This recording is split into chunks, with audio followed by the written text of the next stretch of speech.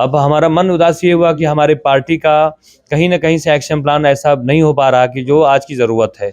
और हमारी समाज भी जो है, जिसके हर व्यक्ति अपने समाज के बल पे आता है, तो मेरा समाज भी नहीं समझता, तो एक तो पार्टी भी नहीं समझ रही है, दूसरा समाज नहीं समझ रहा। हम लोग कितना संघर्ष करें, हर चीज़ की एक लिमिटेशन होता है। हमारी भी तो बच्चे हैं, हमारा भी परिवार हो, कहीं ना कहीं मन मेरा दुखा है। कि हमारे बीएसपी की हैं, हर पार्टी का अलग एक्शन प्लान होता है। अगर कहीं ना कहीं से मुझको भी अगर बल मिलता तो मुझको भी बहुत हो रहा था, लेकिन मुझे गर्व इस बात की, मैं 3 इलेक्शन लड़ा और जनता ने अपार सम्मान दिया, क्योंकि मेरा वो उद्देश्य ही नहीं है कि हमें राजनीति से वो करना है। हम तो हमेशा मेहनतों के बल पे ज़िंदगी जिया और साफ बेदाग ज़िंदगी जिया। हमारी तो जांच सीबीआई हो चुकी है, ईडी हो चुकी है, OW हो चुकी है, देश की कोई बड़ी जांच बची नहीं है जो हुआ ना हो। तो मेरे ऊपर तो कोई दाग नहीं है। बहन जी कह रही हैं कि तो बना मुस्लिम, ये कहना गलत है। यहाँ पे अकलियत समाज के लोग ऐसा थे कि वो चाहते तो अपना MLA बनाते, लेकिन हमें अफसोस नहीं, क्योंकि वोट आज़ादी है। अगर उन्होंने हमें बहुत वोट हमें मिला भी है, 18 से 15 हज़ार के करीब वोट हमें मिला भी है, उन्होंने दिया। हम अपने दिल की गहराइयों से उनका जो शुक्रिया अदा मैं करता हूँ। बस कहने की ये बात है कि सबने अपने समाज को नुमाइंदगी दिया, लेकिन हमारे समाज के लोगों को लगता है कि नहीं पसंद है उनको। तो आगे की क्या रणनीति है? चुनाव फिर यहाँ से लड़ना कि कोई दूसरी जगह आपको फिर जाना है? देखिए, चुनाव की जो रणनीति, ये बार बार कहा जाता है चुनाव आप क्षेत्र बदलते रहते हैं, तो आपका चुनाव क्या क्षेत्र बदलने की जो परिप्रेक्ष्य में बता दूँ, कभी मैंने नहीं बदला। पिपराइच मैंने लड़ा, 70,000 वोट मैं पाया। आज हमारे वहाँ के लोगों ने फ़ोन करके रोया है कि 70,000 हमने दिया, वहाँ के लोग इतना कम दिया। तो हमने कहा कि अब क्षेत्र बदलने की बात तो मैंने कभी नहीं बदला। मैं MLA लड़ा, बहन जी ने हमें अकलियत समाज की बहुलता थी डुमरिया का, जिसलिए वहाँ पे भेजा MP लड़ने के लिए, क्योंकि यहाँ पे कुशल तिवारी जी थे। यहाँ का भी बात आया। फिर बहन मायावती जी ने भेजा, हमने ईमानदारी से पार्टी के निर्देश का अनुपालन किया, और इस बार भी मैंने टिकट नहीं मांगा था। बहन जी ने बुला के हमें टिकट दे के और सम्मान दिया हमारे समाज को। तो कहीं ना कहीं से क्षेत्र मैंने कभी नहीं बदला, और यहाँ के लिए मैंने वादा किया है पहले दिन जिस दिन अनाउंस हुआ कि मैं मरते दम तक अपना खलीलाबाद में हूँ। ये कोई ज़रूरी नहीं है कि मैं MP MLA का चुनाव लड़ूँ तभी। मैं यहाँ के जो भी लोगों का मान सम्मान सुख दुख होगा, मैं हमेशा निरंतर बना रहूँगा। इसी के लिए मैंने यहाँ का 2022 का जो विधानसभा इलेक्शन है वो कंप्लीट हो चुका, तो उसके परिप्रेक्ष्य में मैंने कहा कि भाई मैं यहाँ कैंडिडेट था, और 313 खलीलाबाद के आम जनता का शुक्रिया मैं अदा कर दूँ, जिसने वोट दिया भी, जिसने वोट नहीं भी दिया। क्योंकि ये जीवन का जो है एक मोमेंट ऐसा है कि दिन बैठा नहीं रहता है, चलता रहता है और समय बीतता रहता है। तो बड़े प्यार से यहाँ पे आम जनमानस का, हर समाज के सभी वर्गों का हमें प्राप्त हुआ, और मैं सभी का शुक्रिया जो हमारे साथ चले दिन रात। मैं अपने दिल की गहराइयों से उनको, और जिन्होंने हमें वोट दिया, और जिन सज्जनों ने नहीं भी वोट दिया, उनसे भी हमें कोई भी शिकायत नहीं है। हमें सबका मैं शुक्रिया अदा करता हूँ, और इस उम्मीद के साथ कि जितने प्रत्याशी लड़े थे हम सभी भाईगढ़, उसमें जो भी आदरणीय अंकुराज त्रिपाठी BJP के जो माननीय विधायक यहाँ पे नवनिर्वाचित हुए हैं, मैं उनको भी शुभकामना दूंगा कि जनता ने उन्हें चुना है तो खलीलाबाद को आगे ले जाने का काम करें, सभी वर्गों के मान सम्मान में।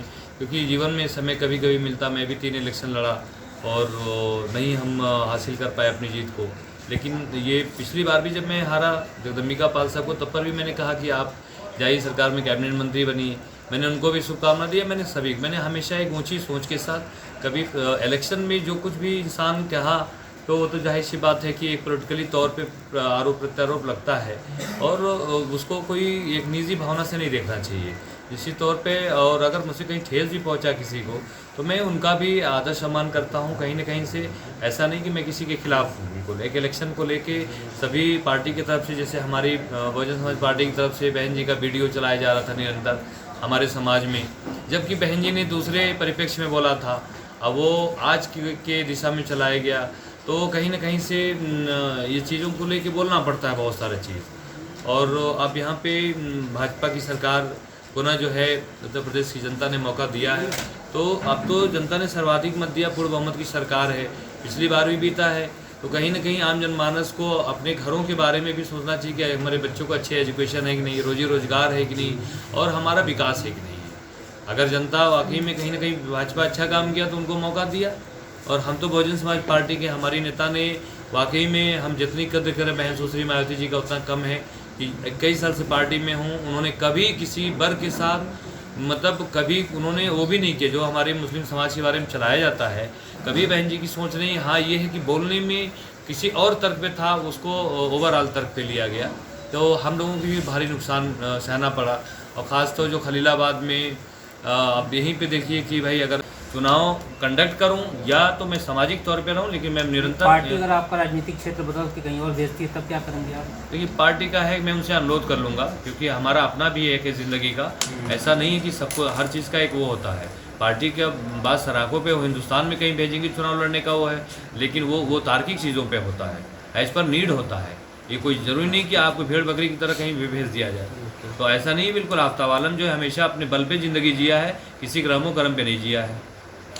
क्या आफ्ताब अब संत कबीरनगर में चमकेंगे? नहीं, संत कबीरनगर में देखिए कोई जरूरी नहीं कि मैं सांसद विधायक बन के मैं ऐसे नॉर्मल तरीके से जाऊंगा, गरीबों के घर बैठूंगा और कहीं भी दुख सुख हुआ वहाँ पे बैठूंगा। खलीलाबाद के मैंने कहा ना, अंकुर आज बीजेपी जीते हैं, मैं उनको शुभकामना दूंगा। उनकी उम्र 32 साल है, मेरी 41 साल उम्र है, मैं 3 चुनाव लड़ चुका, लेकिन फिर भी एक अच्छे सोच के साथ मैं ये कहूँगा कि वो अच्छा एक्शन प्लान बनाए। उनकी सरकार है, जितना अच्छा काम करेंगे भविष्य के लिए उनके लिए बेहतर होगा। किसी के लिए गलत नहीं सोचना चाहिए। 3 भाई लड़े, एक भाई अगर जीता तो उसके लिए शुभकामना। कहीं से वो नहीं है कि मतलब ये वो भाजपा जीत गई तो मैं उनके उसमें रहूं। जो इलेक्शन के परिप्रेक्ष्य में जो था वो भी हमने बोला है, और जस्टिफिकेशन के लिए भी मैं तैयार हूं, आज नहीं हमेशा। जनता को क्या संदेश देना चाहिए? जनता को मैं यही संदेश देना चाहूँगा कि भाजपा की सरकार केंद्र और राज्य में पिछली बार भी देखा उन्होंने, आज भी अब देखने को फिर मौका दिया उन्होंने। बस मैं 2 चीज़ कह के अपनी प्रेस कॉन्फ्रेंस को मैं यहाँ पे शिथिल करना चाहूँगा कि जनता को यही संदेश है कि वो एजुकेशन अपने घर के बच्चों में दें, अपने रोजी रोजगार पे आए। अगर ऐसा नहीं करते दोनों के अलावा तो कहीं ना कहीं से हर घर में रोजी रोटी की परेशानी पड़ेगी, हर घर में जो है भिन्नता पैदा होगी, क्योंकि देश की हालत अच्छी नहीं है। मेरे अपने लोगों से यही कहना है प्रेस के माध्यम से कि सर्व समाज और के साथ साथ और अखिलेश समाज को भी मैं कहूँगा कि एजुकेशन पे ध्यान दें बच्चों पे, और अपने रोजी रोजगार इनकम पे ज़िंदगी जीने की हैबिट डालें। क्योंकि आज का जो राजनीतिक जो जीवन गुजर रहा है वो कोई बहुत बेहतर सकूनियत नहीं किसी भी वर्ग के लिए। ये कोई समझे कि भाजपा की सरकार है, मेरी सरकार, ऐसा नहीं। दाल रोटी सबके लिए बराबर है, सबके बच्चों को रोजी रोजगार चाहिए। विपक्ष की भूमिका निभाएंगे आप 5 साल? 5 साल विपक्ष का भूमिका, मैं तो नंबर 3 पे हूँ, तो नंबर 3 की भूमिका तो मैं हमेशा निभाऊंगा। अभी तो कंडक्ट जो बीजेपी को नेट टू नेट फाइट करने के, चाहे स्टेट लेवल पे और चाहे डिस्ट्रिक्ट लेवल पे, कॉन्स्टिट्यूंसी लेवल पे समाजवादी पार्टी को मैंडेट मिला, तो उनकी जिम्मेदारी है कि वो विपक्ष को करें। हमको तीसरे नंबर का है, मैं विपक्ष को कोई भूमिका न निभा के मैं विकास के उस पर मैं साथ दूंगा कि अगर कोई विकास करता है भले वो बीजेपी का है, लेकिन मैं उसकी कभी विरोध में नहीं, मैं उसके कदम से कदम मिला के चलने वाला इंसान हूँ। मैं कभी छोटी मानसिकता का इंसान नहीं।